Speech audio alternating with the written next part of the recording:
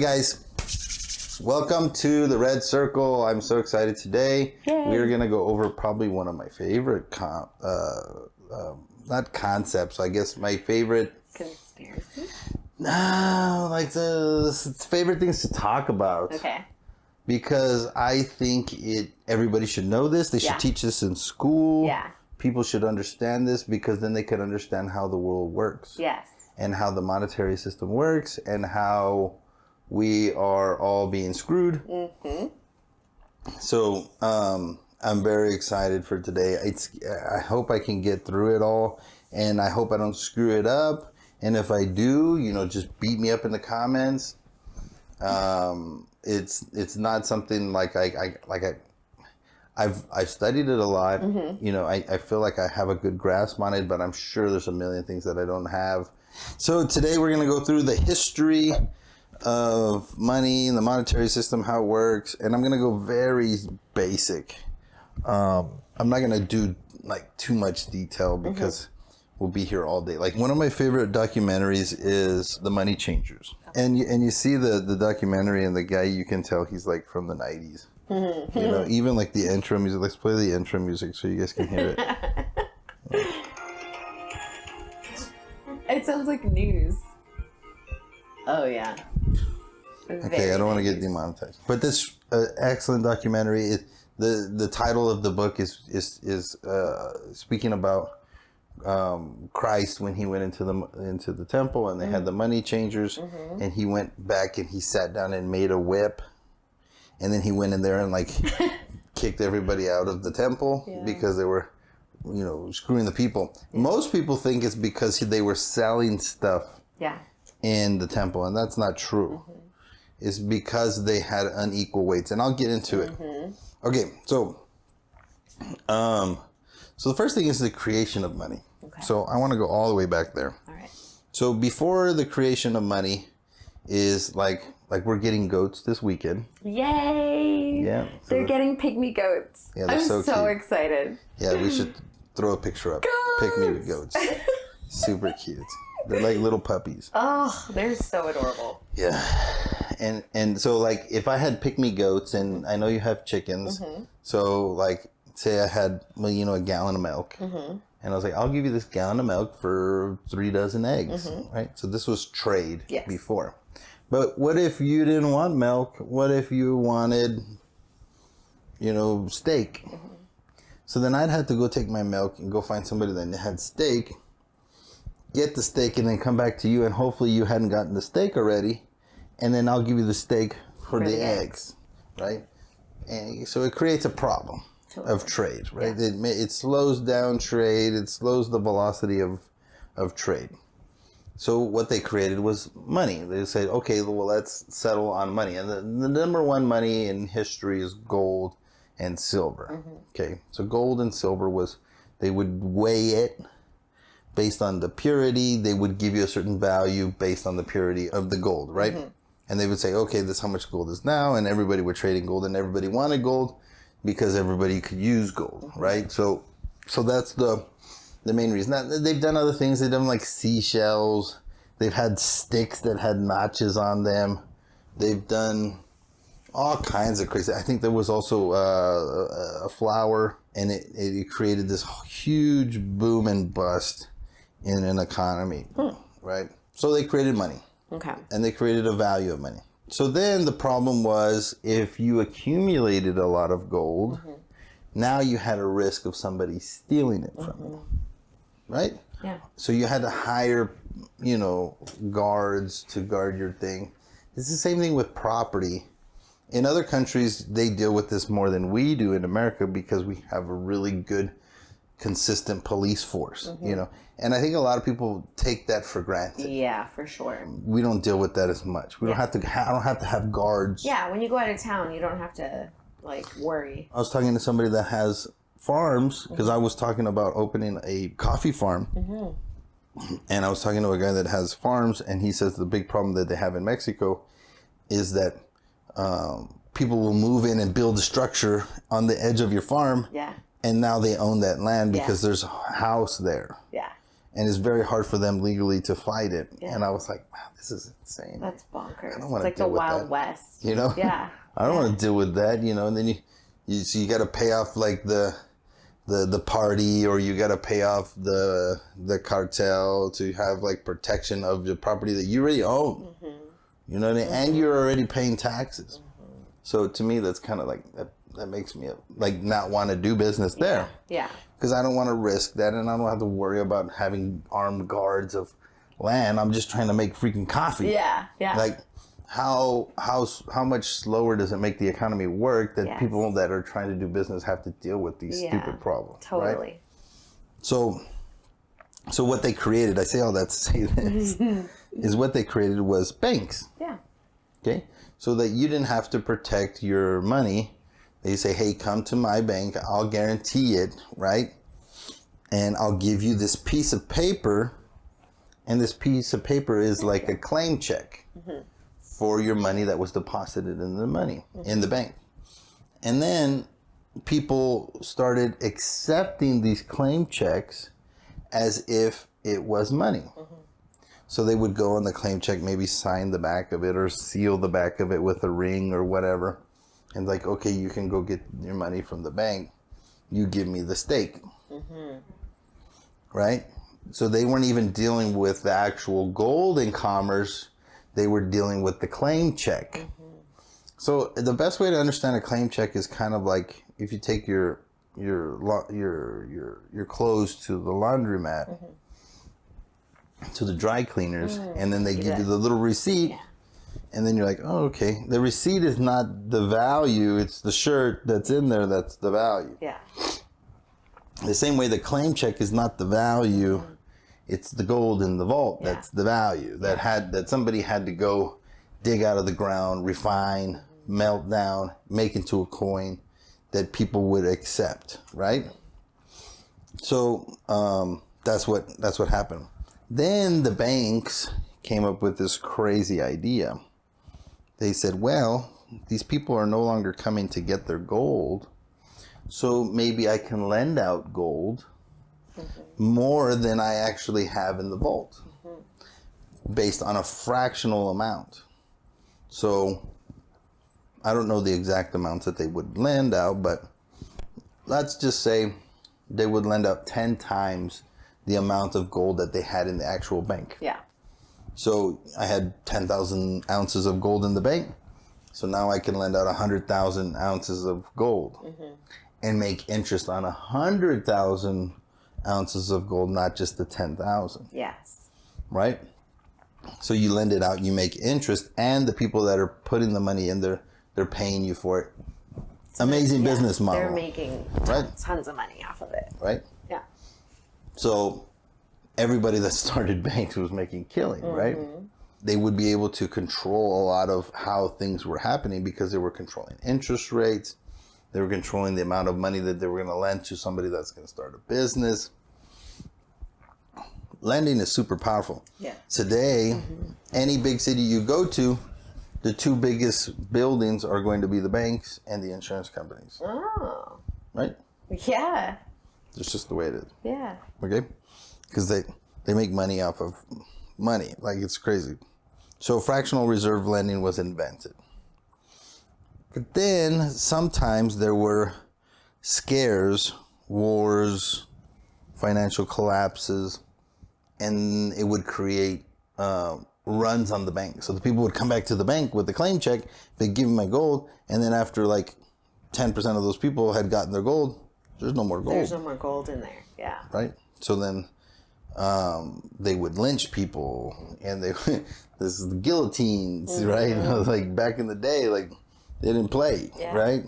So if you were doing this thing, because the people figured out that the bank had created this horrible invention called fractional lending. Yeah. Right? Because in a sense, it's deceptive. Yeah, totally. Right? It's deceptive. Because I think people imagine that they give the bank their money and then it's there. It's just sitting there for them to take whenever. But it isn't. It isn't. They're using your money to make money. And not even anymore. So I'll get into that later. But we're not even, in America, we're not even doing fractional lending anymore. We don't even. There's no fractional amount of lending, and then we don't even have anything backing our currency. But we'll get into that later. Okay, so a big thing so let's go into American history. So then the American Bank was founded. Okay, Alexander Hamilton in 1791. The U.S. Congress passed the first charter for what's called the central bank. Okay, so the central bank is this new type of invention that was created to control a country's currency. Okay, and it's based around the Bank of England. Okay, and the Bank of England kind of is like that. I don't know which country was the first one to create a central bank, but it's a way that a country can create its own currency. Alexander Hamilton, he pushed it through. He became the first Secretary of Treasury under the central bank. Okay. But then he ran into political conflict, right? It was very much a big argument of whether or not they were going to have a central bank. Thomas Jefferson was one of the major people against having a central bank. He actually has a really, really good speech that he talks about. I didn't pull it up, but that it says that if we allow the central bank to come to America and we create it, the Europeans will come and conquer us and take our land and our property with no war. And we'll wake up in a country, and I'm paraphrasing, we'll wake up in a country and we won't own anything, and we will lose everything that our ancestors conquered. Right? And so he spoke against it in that regard. Like, that's how dire he spoke against it. Yeah. And it's a really good speech. So he's very anti. So it's right around, like 1776 is when the country was started. And it took all the way to 1791 to actually create it, even though Hamilton wanted it from the jump street. And Hamilton was kind of like backed by the European bankers. Okay, so that was his like political thing. And back then it wasn't like we think of it today, political processes. It was run by the elite. Only the elite people knew what the heck was going on. Like the normal people didn't vote, they didn't care. Yeah. And they trusted that the elite would take care of them to some degree. Okay. So it's different. So Alexander Hamilton also met with this guy named Burr, and they were having a political argument, I think, in a restaurant. And then they went outside and had a duel. And Burr was very anti the central bank. And Burr killed him in a duel. Yeah, so that's how Alexander Hamilton died. Oh my god! It's kind of a funny fact, right? That's crazy. So they were having an argument, and that's why they it's because they were real men back then. You know what I mean? Yeah. Like, that's how men, that's how we are. That's hardcore. Yeah, like guys today. Maybe a fist fight, but like, damn, you're dead. Yeah, like if you really think about duels, like. And it wasn't like Bill Burr got in trouble. Yeah. It was like, hey, he said he wanted a duel. Like, yeah, it was a consensual duel. Now we won't even let people fight. Yeah. Now our kids, like, if your kid gets in a fight at school, they take you to court. Yeah, you can get in big trouble. It's hardcore. Bunch of pansies. Okay. So then the central bank was created. And then what happens next is Napoleon got free again, right? So they had the Napoleonic Wars. And France went to war with Britain. And they had this big war at the War of Waterloo, right? And the War of Waterloo was happening, right? And one of Nathan Rothschild's bankers, or like reporters or whatever, was there. And when Britain won, he booked it, and he beat back to England before any information came back as to who had won, right? Because you got to think of information was very slow. Oh, super slow. Yeah. So he gets back, he tells, Nathan and his cronies, like who won. So Nathan pretends like Britain lost. So he slowly starts selling stock of his Britain holdings of the companies, right? Because he's like, the Napoleon's going to come over here and kill us all, right? Yeah. So he starts selling his stocks, right? And he causes a collapse by selling his stocks, right?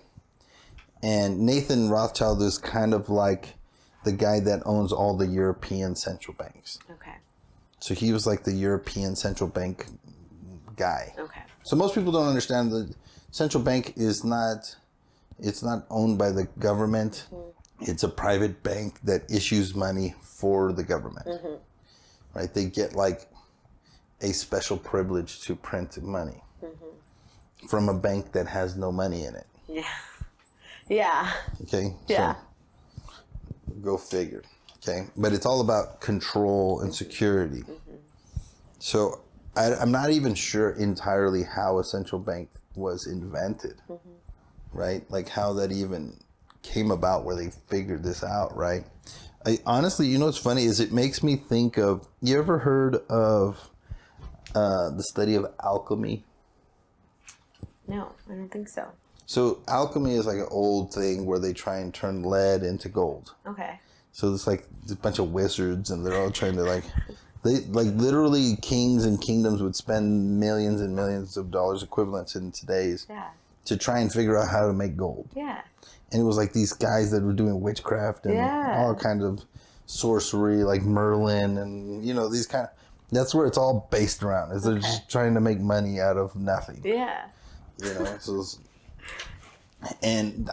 it's ironic the way that they figured out how to do alchemy is through the central bank. Because they made gold out of nothing. Yeah. Yeah. Yeah, totally. Right.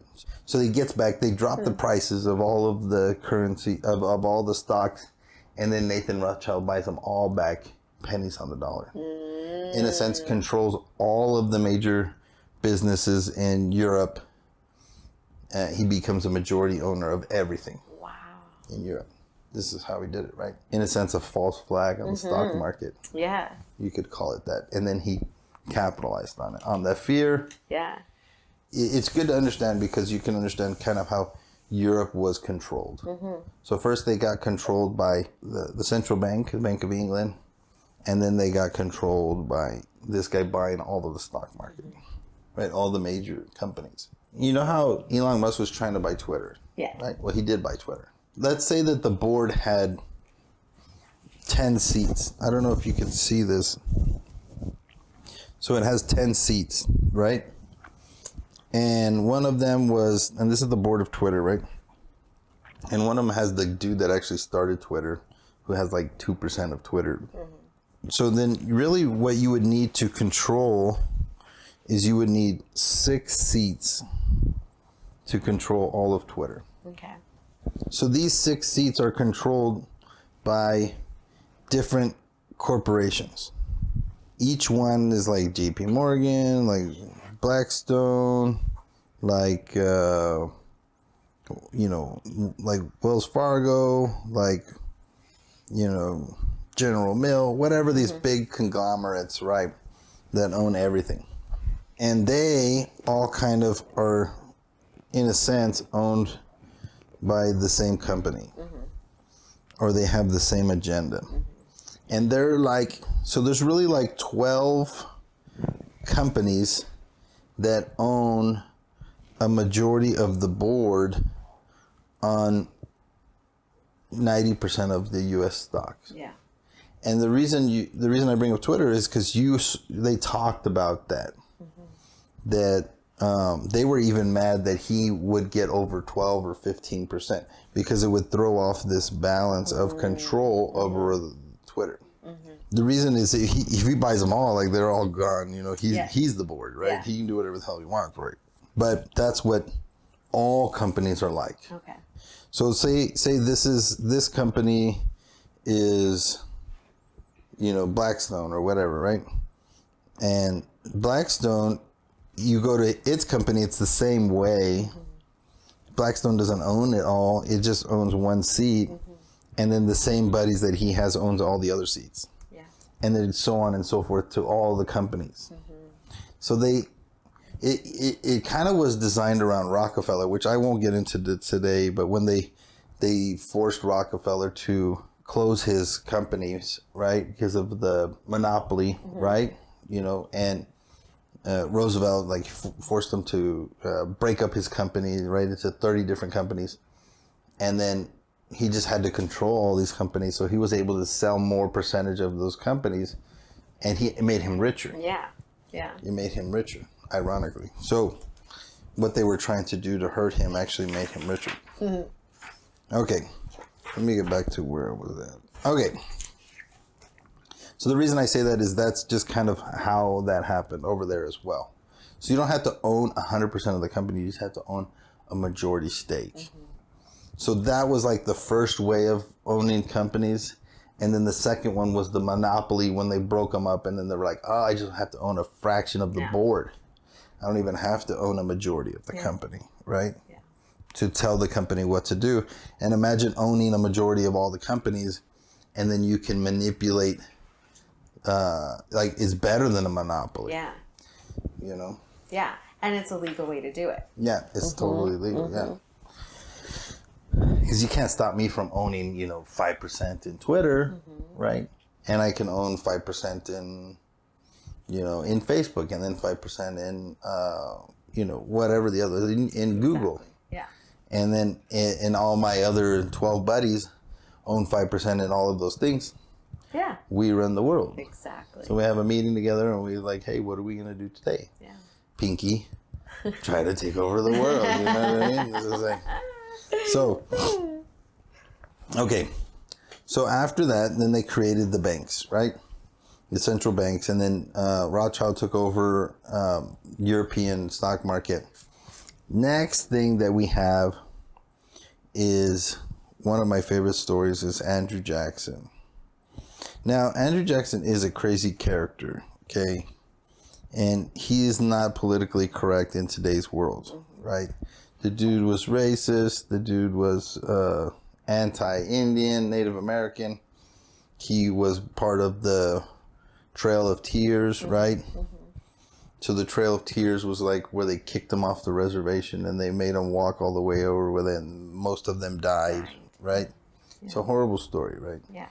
But he lived in a different world. Mm-hmm. He lived in a world where people were going on, horse and carriage, and their family was trying to migrate to Oregon or whatever, and they were getting attacked by Indians. So they would come back and they would complain to the government, and the government would hire soldiers to go kill the Indians, mm-hmm. because the Indians wouldn't migrate into society, and they wouldn't be turned into slaves. Mm-hmm. So the Indians are kind of a very interesting character in American history, and I'm just going to touch on it, is that the Indians are the only people I've seen in history that wouldn't be subjugated to slavery, mm-hmm. that they would rather die. Mm-hmm. Right? This is why I think we make such... We name our sporting teams after them. Like it's funny, the whole Redskins, they named the team Redskins. It was the Redskins forever, and they're like, oh, that's derogatory. And I'm like... Today, the way you're making it sounds derogatory, but they didn't name their team something that they thought was derogatory. Yeah. They named their team something they thought was fierce and strong and like powerful, Mm-hmm. Like you saw the Redskins fans, and they would all dress up like Indians, and they were like strong, and they weren't being racist. Yeah. They weren't making fun of Indians. Like, it's kind of crazy, Yeah. I don't know, just squirrel. So Andrew Jackson, he was like a war hero, and then he was also like this guy that was against the Indians, which made him very popular. But a couple things that he did that was very unique. So when he ran for president, he didn't go after the elite people. He went after the populace. Okay. So he was the first one to actually have like a campaign trail. Oh, wow. And he would go to places, and he'd have music, and then he'd meet people, and he'd have speeches and stuff. And he kind of went around the country, mm-hmm. because he had already been everywhere, Yeah. right? And he would campaign to the normal folk. Yeah. And he got their votes that way. And that's kind of how he won the presidency. He didn't win the presidency because he won the elite, because he wasn't really an elite. He was just an elite soldier. He was like a general, right? He was he won the vote because the people liked him. So he was a populist. Yeah. And he was the first one to kind of create that whole campaign trail. That's cool. I didn't know that. And his big thing that he wanted to run on was he wanted to get rid of the central bank. He thought the central bank was stealing money from the people and printing money and just making a bunch of Europeans rich. So part of his campaign thing was that the central bank was owned majority. It was like 12 out of 18 owners of the central bank were European. They weren't even Americans. Yeah. And he's like, we're just giving money to Europe, you know what I mean? Yeah. And they didn't have a lot of European pride. Like, Britain and America were still kind of at odds. We had just had the War of 1812. The normal folk in America that had actually fought were not very fond of, Europeans, right? They looked at them like they were still angry at them or whatever, right? So that was his big thing, was he was going to break up the central bank. And so the central bank spent tons of money campaigning for the other guy, right? And the other guy lost by like a landslide. So he went in and he started doing, and they would make this claim like through the newspapers and stuff that if he got in and they didn't renew his charter, that he would, because they were like at the point where during the next term, 2 terms of Andrew Jackson's presidency, if he didn't, they were going to have to renew their charter. So this charter that was written in 1791, I think had a certain amount of time, and it was during Andrew Jackson's 8 years in office, if he got 2 terms, that they were having to get approval by Congress. Okay. So he was the first one ever also to veto. So it passed the House, right, and Senate, went to his desk, and he was the first one that said nope. Wow. So if he vetoes it, now it has to get a 3/4 majority to pass. So they got all mad. They ruined the economy. They stopped lending out money. They started calling everybody's notes due. And they ruined the economy, right? They ruined the economy in his presidency. So then he runs again for his second term, right? And they're still trying to get this thing passed, and their time frame was about to end. They wouldn't let him, right? So he was like fighting them and everything. And they literally created a lawsuit about the guy that was like in charge of the central bank. And they wanted him to give documents, and he wouldn't give the documents. Because nobody has access to the Federal Reserve documents, right? The central bank documents. They don't know where the money is going. They don't know who owns it. Like, we don't know anything. Wow. Nobody's allowed in there. The FBI, the CIA, the president. Nobody has any access. Yeah. It's a super secret bank, right? Super secret bank. So Andrew Jackson, they sent over like police officers, like sheriffs or whatever, to try and get it, and they said, no, we're not going to give you this stuff. So Andrew Jackson sent the military over to this guy's house. They arrested this guy. It's a crazy story. Andrew Jackson's no joke. And then they tried to assassinate Andrew Jackson, I think twice in his presidency. And like he was shot, like all kinds of crazy stuff. He kills the bank. They get the documents, and they prove that these guys were this is like a big Ponzi scheme. So Andrew Jackson is like on his deathbed, and they ask him like, what was your greatest accomplishment in life, right? And he says, I killed the bank. And then he died. That was like his last words. His last words, Andrew Jackson's last words was, I killed the bank, right? Yeah, this is Andrew Jackson. And he's like a war hero, like total boss, like total Chad. Like, I don't think there's anybody in American history that's more Chad than Andrew Jackson. Like, maybe George Washington. You know what I mean? But Andrew Jackson was like a war hero, like kind of like George Washington was, right? So just like super ultra Chad, not politically correct, somewhat majorly racist, you know what I mean? Yeah. But, you know, it's hard to superimpose racism on somebody in the early 1800s. You know what I mean? It really is. It's a different time. You know, like, so America's economy flourishes. We become like this huge economic hub for everything after the bank disappears. Woodrow Wilson was the one that signed the new Federal Reserve Act into law. A bunch of bankers and elitists go and meet in an island called Jekyll Island. Okay? That's why that book is called The Creature from Jekyll Island. So they all go under aliases and separately. That was part of their agreement. And because they were all political people, congressmen, owners of banks, so on and so forth, right? So they go to a separate club, like the most elite aristocratic club at the time, and they meet and they create what they're gonna build this new Federal Reserve, right? So you got like Rockefeller, J.P. Morgan, you know, like Vanderbilt, like probably the European people, right, that we don't know. We're all there. And so they derive this conspiracy to create the central bank of America again, right? Because it was really the only other country, and we had become like this economic powerhouse, right? So then they go to pass it. Now, there's a lot of people that are anti the bank. You know what's funny? I'll tell you one that's kind of crazy is that the book, The Wizard of Oz, is about central banking. What? Yeah, most people don't know that. Wow. If you look at the actual book, not the movie, each one of the characters, the Cowardly Lion, the Scarecrow, and the Tin Man. So the Tin Man are like the union of the mill workers. All right. And the Cowardly Lion was a political character, like a politician. I forget his name.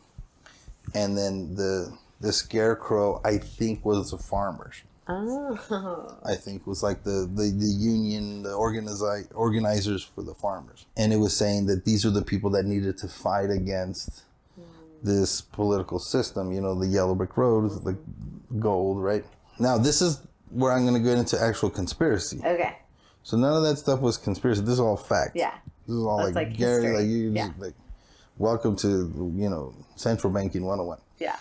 So conspiracy theories say that these guys, they had created two Titanics. Okay, so there's two different Titanics. Titanic 1, Titanic 2. One of them had problems, right? And for whatever reason, they marketed the Titanic as an unsinkable boat. Yes. Right. Which is super bizarre. Like, that's interesting. Because, like, when you hear that, I'm wondering, like, were all these boats sinking? And that's why they needed to say that. And then when I heard the conspiracy theory behind it, I'm like, oh, that's weird. It's very weird. Yeah. Right? So, like, why would they make it the unsinkable boat? Like, it's kind of funny. Like, did all the boats sink? Yeah. You know? You would assume that they wouldn't be sinking. Like, I know there's, like, going from, like, wood to metal. So they have this huge, massive boat, right? Ironically, all the people that were very anti the Federal Reserve Act being passed surprisingly were on the same boat, right? they were on the Titanic. They were all on the Titanic, right? The people that would oppose the leaders of different, because I don't know if you're familiar with Congress and stuff. There's like, you know, you're part of this committee and you're part of that committee, you know, and you have power over these people because you've done favors for these people. Like, it's politics. Yeah. So you don't have to necessarily kill everybody that's against it. Yeah. You have to kill like 5 or 6 key people, and then you will forever control, you know, that area of Congress, right? So these people were on the boat. The boat sank, right? They all died. right? With their political power. And then they got the other people in there with special elections, right? And then now they have the votes to pass. They still only, a lot of people don't know that the date that the 1913 Federal Reserve Act was brought to Congress was December 25th. Oh. It was on Christmas Day. Yeah. When everybody's at home. At home with their families. Mm-hmm. And you're talking 1913, okay, there's no cars. Yeah. We have boats. We have big old metal boats, right? But we don't have cars. Yeah. Right? That's kind of crazy, right? Yeah. How do we not have cars? We have these big, massive boats. It's kind of weird, right? Yeah. So the Federal Reserve Act passes, Woodrow Wilson brings it in, and forever we have had to deal with inflation, deflation, real big gains and real big plummets. Mm-hmm. So we've just consistently had recessions every 10, 15 years. Mm-hmm. Most people are like, yeah, but who cares? Mm-hmm. Right? Why do I care? Why would I spend all this hours trying to understand how the banking system is? And let me tell you why. Okay, I'm going to give you a couple examples. So let me tell you how money is created, okay? So first thing is you have this central bank. So we'll just call this the Fed, right? Okay. I'm trying to write upside down. I'm not going to do a good job. Okay, so you have the Fed, and then the Fed talks to the Treasury, the U.S. Treasury, okay? And the U.S. Treasury is the one that's like mints the money, right? The Treasury will create a bond. He'll give the bond to the Fed, and then the Fed can create money. Okay? And the bond is what? Like stocks and bonds? Yeah. So the U.S. Treasury bond is the U.S. government borrowing money against taxpayers potentially paying it back. Okay? This is what a bond is. Okay. So, like, governments take bonds out all the time. It's like taking a loan out. And we can buy bonds, right? Yeah. Okay. So, if you buy a bond, it'll pay you like 2%. Yeah. And so that money that I buy the bond from, that's the government borrowing money. So that it can fund itself. Okay. Yeah. Okay. So, the bond is created, right? And then it takes it to the Fed. The Fed prints the money, not necessarily printed, but it creates the money, right? And it creates the money out of nothing. Mm-hmm. The only instrument that is creating the bond is a guarantee for us to pay it back. Mm-hmm. Okay, then the Fed puts an interest rate on the bond, on the money that's created, right? Mm-hmm. And that's the prime rate. Okay. So the prime rate is like what they're talking about now. They keep raising the rate, right? Because they're trying to stop inflation. But that rate, let me tell you the most sinister part about it. So let's say there's, I don't know, $100 trillion in existence. I'm making up this number. Okay, so let's say there's $100 trillion in existence that the Fed has ever created. It's just out there. It's outside of the system. I'm not talking about new money that they're creating. I'm just talking about in this moment right now, let's say there's $100 trillion in existence that has been created through bonds and has a rate on top of that. Okay, so the Fed makes interest on each thing that it creates. Okay. So say if the bond's paying you 2, then the Fed's lending it to the bank at 3, and then you're borrowing it at Bank of America at 6. Mm-hmm. So the Bank of America makes 3 points, the Fed makes 1 point, and then the bond, then the Treasury doesn't make any points. You just get the interest. Okay. Right? But if there's $100 trillion that's in existence, how can you pay 3% on something that's all of that exists? That's a good question. You can never pay it back. Yeah. Right? Because it's all that exists. How can you pay more? Yeah. You cannot. So in a sense, you are a slave to the thing. It's like the movie Back to the Matrix. Morpheus, he brings up the copper. He says after he explains what happened to the world, he tells Neo, he's like, you have been created into a copper top, like energy source for the machines, right? And he's like, no, it can't be, right? That's what's happening to all you guys right now. Is, in a sense, the Federal Reserve turned America, the freest country in the world, into just a system to make interest off of nothing. So everything that you do, everything that you create, everything that ever exists from America is just a cog to pay the Federal Reserve owners interest. Forever. Wow. And eventually the interest will compound to a place that the interest is more than the value of the asset. Right? Because it compounds, right? Yeah. Like 1% over hundreds of years, you know? Yeah. Then everybody's wondering, is like, how does America have so much debt? Yeah, that was literally what I was going to ask. How does America have so much debt? How does America owe so much money? Because we're trying to pay to create money. We print money and we pay somebody for something that we do ourselves. So money is created. It used to be where they would have to have a fraction of the money in the bank to be able to create it, even though the money was coming from the Fed, right? Now, I should explain a couple things. Before 1971, Nixon took us off the gold standard. So before Nixon, we were on the gold standard. Now, we had majorly connected the world economy to the American economy through what's called the Bretton Woods Agreement. So the Bretton Woods Agreement was created after World War II and pretty much tied the major economic powers of the world to the dollar. Okay. So you have the US dollar, right? And in the Bretton Woods Agreement, you had gold was backed by, the US dollar was backed by gold. And then all these other countries, instead of backing their money in gold, because they didn't want to keep it and secure it and all this stuff. And after World War II, all the countries owed us money because we were the biggest manufacturer of the world. We were, in a sense, China during World War II. And then we were late to the war. So we were selling arms to everybody, even Germany. Right? Like all the German motors and engines, and like the Volkswagen was created for Nazi Germany. Oh. The bug? Yeah. Yeah, that's what it was created for. Huh.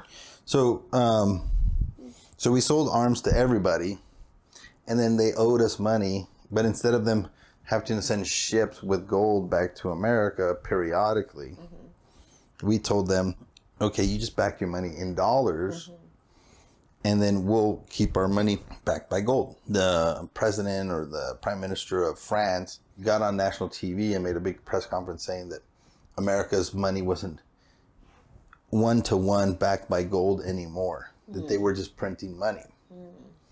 And he sent a warship over to America. Oh. And he demanded his gold back. Oh, jeez. Yeah. Did we give it? We did give it. Oh. And then the other countries started doing the same.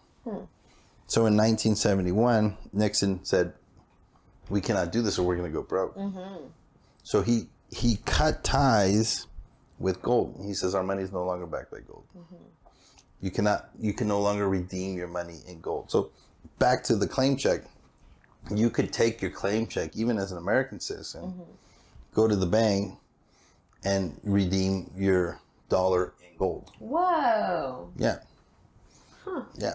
So that's why if you look at old dollar bills, and I have some, you see on the bottom it would say redeemable by payable in gold, or redeemable and payable by silver. It was called a silver certificate, right? Yeah. I have them. I can show you. I have them. That's really cool. Yeah, and then our coins were gold, or like 90% gold, right? So all that was happening, right? So Nixon took us off of it. Nobody really did anything. Yeah. Hence how we created alchemy. Okay. So for the rest, since 1971 until today, we were able to print gold on paper. Yeah. And everybody accepted it like it was the same thing. Yeah. Right? And we were able to make more whenever we wanted it. So, ironically, this whole system has made America very, very wealthy. Yeah. Right? Yeah. Very super wealthy, beyond our wildest dreams. Yeah. And what we're outsourcing the most by sending other country our dollars. If you go back to up here, if we send our dollars to these other countries and they accept it like it's gold, in a sense, we're giving them debt for gold. Yeah, totally. What was this? So it was the gold, it was backed by gold, and then Nixon, you said? Yeah, 1971. He took us off. What was that called? Do you know? Like, was it called something else? He just came on TV. And just was like, and he said, we're done. He's like, yeah, we're no longer redeeming our. He ended the redeemability of the dollar in gold or silver. Wow. Yeah, even to federal countries. Did people freak out? Yeah, so people started buying gold. Yeah. People started buying silver. Yeah. And you saw like a big rise in all of that, but interesting. Nothing really came of it all. And right now, I know we're not going to get into it, but we're petrodollar. Is that so the petrodollar is, that's why we're both. So we're still in both. The Bretton Woods Agreement. The Bretton Woods Agreement also did something that nobody talks about. Even the conspiracy theory guys that talk about all this stuff, is they don't talk about that one big part of the Bretton Woods Agreement was that we would guarantee free trade. Okay, so if you think about all the waterways in the world, they're all patrolled by the U.S. government. All the waterways and international trade is controlled by the U.S. armies, like the Navy. Yeah. And before that, trade was dangerous. Yeah, pirates and all that. Yeah, like countries would just attack other people's countries. That's why you had a flag and you're like, oh, you're against me, so I'm going to pirate your ship and take all your stuff. Yeah. But because America was the world's superpower, they said, hey, we'll patrol the world's trade. We'll guarantee it that it won't happen, but you have to stay within this Bretton Woods Agreement. To be honest, it's a huge advantage. Like you think of China, like think about China right now. China sends their stuff everywhere around the world, right? Around the world. But they don't have to send warships next to every single cargo ship to do it, because America is protecting the trade. Yeah. Right? That's why America's biggest power is to do blockades and stuff like that. Yes. Okay? Does it make sense? Yeah, that totally makes sense. Yeah. So, but for all this time, we didn't get no money for it. Yeah. You know, it's not like we're getting 10%. Yeah. For, you know, protecting Germany's trade or the oil that's coming to Germany or whatever. So, you know, like we were giving something for this. You know, they didn't want to stop the trade because the trade was making everybody rich. Yeah. So they took the money off of it, right? One thing we should bring up, if we will backtrack just a little bit. 1963, there's a famous president called John F. Kennedy. JFK, right? JFK, he created an executive order. It's like 3 zeros and like 5 ones or something like that, okay? That's what the executive order was called. Okay. I don't have the exact number, but I think it's that. 3 zeros and 5 ones. And what it did is it created a currency not backed by gold and silver, just backed by the Treasury, bypassing the Federal Reserve. Oh. Yeah, so you can find these notes, and it says a U.S. Treasury note. I have one. Oh. So it doesn't say a Federal Reserve note. Yeah. It says a U.S. Treasury note. Huh. And it was only printed for like 1 year, for like a short amount of time. And right after John F. Kennedy was assassinated, the first thing that Lyndon Johnson did was cancel that executive order. Oh. So the powers that be did not want that happening. Didn't want that happening. Now, I don't know if that's the only, I don't know exactly why John F. Kennedy was killed. I would assume that this was a major reason why he was killed. You know, because really that's all he had to do. And the whole Ponzi scheme's gone. And just tell the people, like, hey, and he was loved by everybody. He was. And just tell everybody, hey, you don't need to pay this interest. We can give it to you ourselves. And we'll just bypass this interest. So, like, imagine if Biden tomorrow was like, hey, we're going to lower interest rate by 3 points tomorrow. So now your mortgage is no longer 7% interest. The new mortgages are 4% interest. You know? And they're like, how did you do it? Well, we're going to bypass the Fed and we're just going to do it directly with Treasury. And you don't have to worry about it no more. And people were like, oh, you knew that's that? nice. Thank you. Right? Ironically, that's what they're talking about doing right now, is they're talking about creating it's like a cryptocurrency. Yes. The banks are going to be deleted and the Federal Reserve is going to be deleted. And it's all going to be on a cryptocurrency, and it's going to be directly with the Treasury. So everything will be digital. Yeah, or it'll just be through the Federal Reserve. I don't know. Yeah. And it'll all be digital, which most currency is. It's like 95% of all currency is digital. I just don't like the idea of not having paper money also. Yeah. If everything is digital, then they have control of everything. And that's dangerous. Well, we know what happens at the end of the book. Yeah. Yeah. You know, the only way that you cannot buy or sell unless you have the mark is if there's a digital currency. There's no other way that it would be possible. Yeah. With physical currency. Yeah, and what you're talking about is the mark of the beast and the end times in the Bible. Yeah. Yeah, end times. Like, so there's a part in Revelations where it talks about that you cannot buy or sell unless you have the mark. Yeah. You know, so you won't be able to eat or buy or sell anything unless you have this mark, right? And it's funny because you think about that for, like, when I was growing up, I was like, how is that possible? Yes. It's not possible. Yes. But today, if they pass this and it's created, it'll be the first time in history where it's actually possible that you cannot buy or sell. I remember reading that or hearing about that as a kid and thinking, like, well, I'm going to be strong and I don't care. Like, I won't get the mark of the beast and, like, we'll figure it out. And wondering how they're going to do that. Like you were just saying. And then with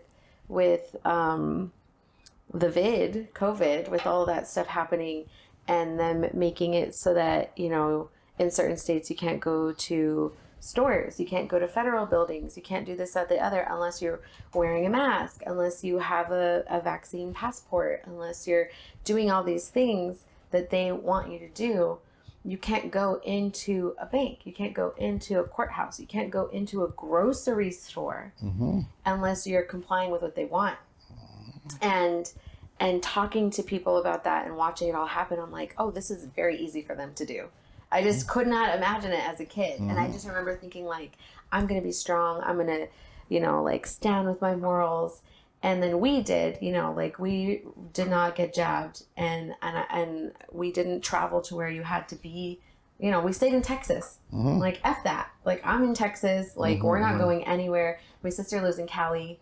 And, you know, like, my family went and certain family members chose to get jabbed so that they could travel. And I'm like, I'll stay in Texas. Like, I'm going to spend my money in Texas. I'm going to make sure that we support the states that are supporting the people.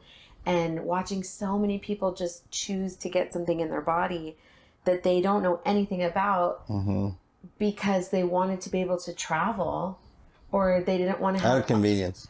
Out of convenience. And then watching everything happen with it now, everything coming out that we already knew was going to happen. Yeah. It's just like, damn. And I'm proud of us. Like, we stuck to our guns and we were like, we're not doing this. But that's it. In the second that we lose paper money, they're going to be able to control everything. Did you see all the PayPal stuff that was happening? They're going to charge you like $2,500. Yes. They're going to take that.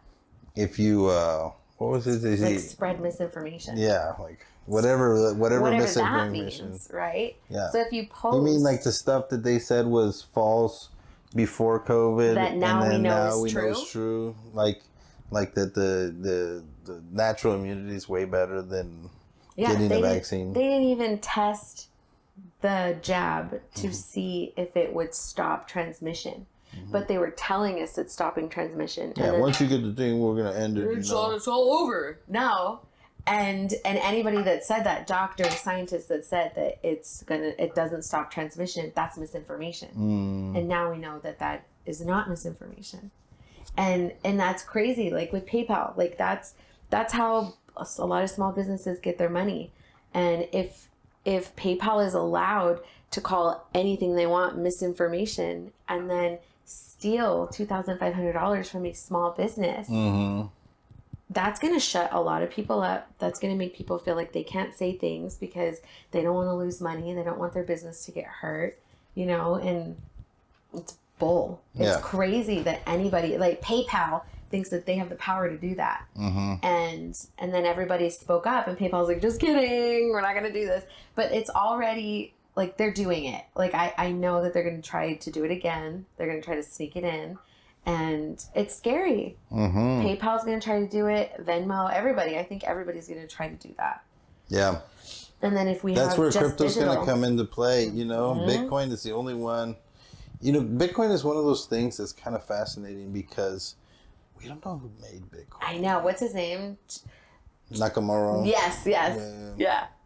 Yeah, Satoshi. It's cool. Satoshi Nakamoto. There we go. Yeah. Yeah, it's fascinating because we don't know what's gonna be and where everything's gonna go. No, and it's all happening like right now. We're like we're watching wars start to happen. We're watching like energy crisis start to happen all over the world. We're watching pestilence. A lot of really like end-timey things. Yeah, like we know that virus was not natural. It wasn't somebody eating a freaking bat. A freaking bat. No. No. You know what's crazy is that I think on the quarter. Yes. In the 2020 quarter is a bat. Is a bat. Yeah. Is a freaking bat. The 2020 quarter is a bat, and they mint and make those years in advance. Yep. What a coincidence! What a coincidence that it's a bat. That makes total sense. It's interesting. No, it's the pandemic, right? Yeah. So just to put a bow on this, right? So your money is now being taxed on top of you being taxed, right? So everything that you do is taxed, and then your money is taxed while it's created, which creates a debt for the government. I'll say this though, in 2019 to 2020, when I was here, I would, and we were watching everything happen. I guess it was 2020. And I was in the front with my worker, my buddy, Mike. He was working with me at the time. And the thing that kept coming up in my spirit was the year of Jubilee, the year of Jubilee, the year of Jubilee, the year of Jubilee. And I told him about it, and I was like, I don't even know much about the year of Jubilee, which is like every 7 years? It's like a Jewish tradition, right? And then there's like a big Jubilee, right? And so it's like every 7 years I forget what it is, to be honest with you. I haven't looked at it recently, but it kept coming up. But the idea is that all debts become erased, and there's like a restarting of the economy. Like if you inherited a house and you sold it to me after the year of Jubilee, I have to give it back to you.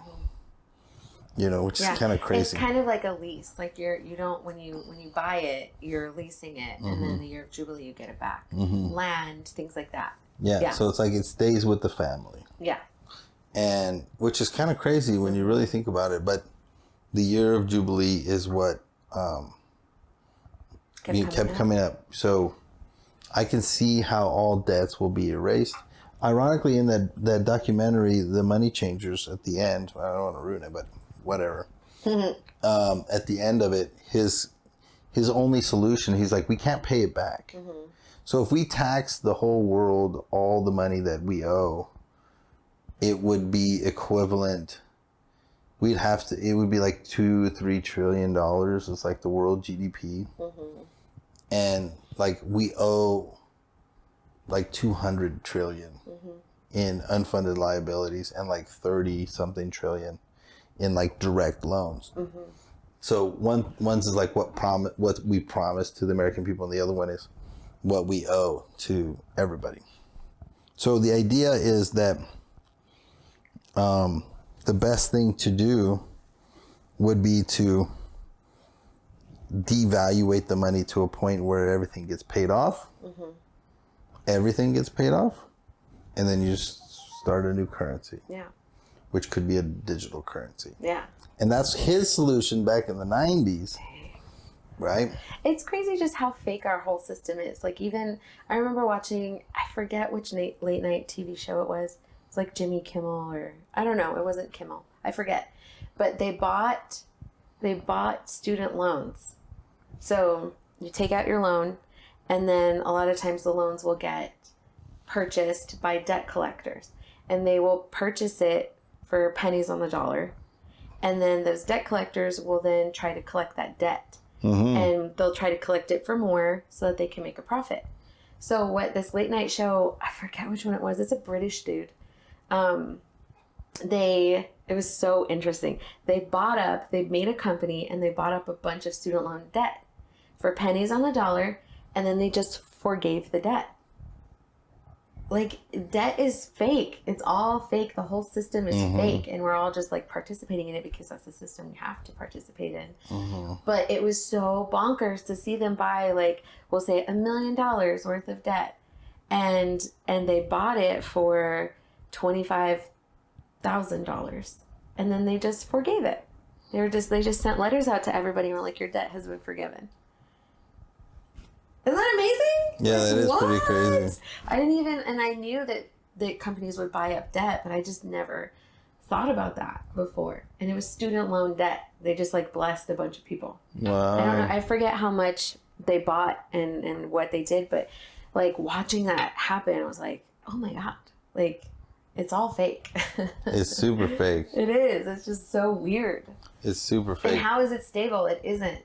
Yeah. I don't know. It's like, it's weird. So the biggest thing now is like the velocity of money. That's what they talk about. Just how fast the money is circulating in the economy. And right now, as we're getting past COVID and like this whole tail end of the economy, even though they printed all this money, the velocity is still slowing, which in a sense is creating some type of slow of the economy. So does that, the velocity means people are saving it? So if you think about it this way. Think about if I buy something from you, you buy it from her, and she buys it from and she buys something else from like 40 people in one day. Yeah. And that money goes in one day. So that $1 is actually $40 in existence. Does that make sense? Yeah. The true value of that $1 in that one day was $40. That's the velocity of money. So the faster the money can transfer around, the more there is. Yeah. So one of the things that I've heard about the digital stuff, like a conspiracy theory I've heard that makes me nervous too, is that they're gonna, I forget where I heard this from. It's just a conspiracy theory, I don't know. But they're talking about how what they want to do with digital money is they want to try to put an expiration on it to get people to spend. So you can't save up your money. And which is interesting because like for stability, for your future, for your children, like you want to save money and then be able to bless your family with it, let's say. Or you want to save up money to be able to buy a house or whatever. So one of the things, I need to find who I heard this from, but they're going to put an expiration on your money. So once you get it, you're to create more velocity. To create more velocity. So you can only have it for a year. So if you can only have your money for a year, then that means that you're going to spend it. But which is fine for the economy. Because saving is the enemy of all velocity. Exactly. You're saving it, hanging on. That's why nobody saves anymore, because especially if you have inflation at such a high rate, your money's getting devaluated. Yeah. But every day. So that's why if you're going to save, you save in something that's that's inflationary. You know, you wouldn't want to save in dollars. Now you do, but I'm just saying, you in theory, you don't want to save in dollars where you could save in gold, silver, you know, copper. Yeah. You know, it's just crazy that they like want to control everything, even the amount of money that you save. You can't even save it potentially. That's scary. That's weird. You know. And they'll have control over everything. And there's another conspiracy theory talking about how once your currency is digital, then they're going to, if you post things on social media that they deem as misinformation, then they could put a hold on your bank. They could say like, you don't have access to your money anymore because you're posting misinformation. Yeah, they do that. Yeah, they're doing that now. Yeah. And the PayPal thing is a perfect example of them trying to start to do it in the States. Yeah. And what's, again, like we said, what's misinformation? Whatever the mainstream media wants. Whoever's in charge at the time, right? Whoever's in charge at the time, whatever the narrative is, if it doesn't go along with what they say, well then you're misinformation. You don't have access to your own freaking money. That's BS. Like, we're not free. It's crazy. Well, guys, I hope you enjoyed this really lovely, uplifting day. And, you know, just go and frolic in your backyard. Yeah, don't worry about anything. No. Everything's fine. We love Big Brother. Big Brother's the best. Yay. And we support Big Brother, and we will. 100%. Whenever the mark comes, we will take it gladly. You know, this is big, we should talk about that. Just a big, like, you know, scan thing on my forehead. Yeah. You know, like some microchips in my body and a brain implant from Elon Musk. Please, so it can become Elon. like a transhumanist, right? I don't know if he's a good guy or a bad guy. He's obviously a bad guy, but I want him to be a good guy. I like what he does. I know. I like him. But then I think about like the brain implant, and it's going to be great for like people with disabilities and that and this and that and the other. But also, it's not going to be great. It's not good. As the young kids say, it's sus. It's sus. Elon is sus. He's definitely sus. And he may not be human. Yeah. Okay. All right, guys. So I hope you enjoyed this episode. Like and subscribe. Hit us with some comments. Tell me the things that you learned, the things that you like. And then we'll see you on the next one. Yeah. Bye. Adios. Elon is sus.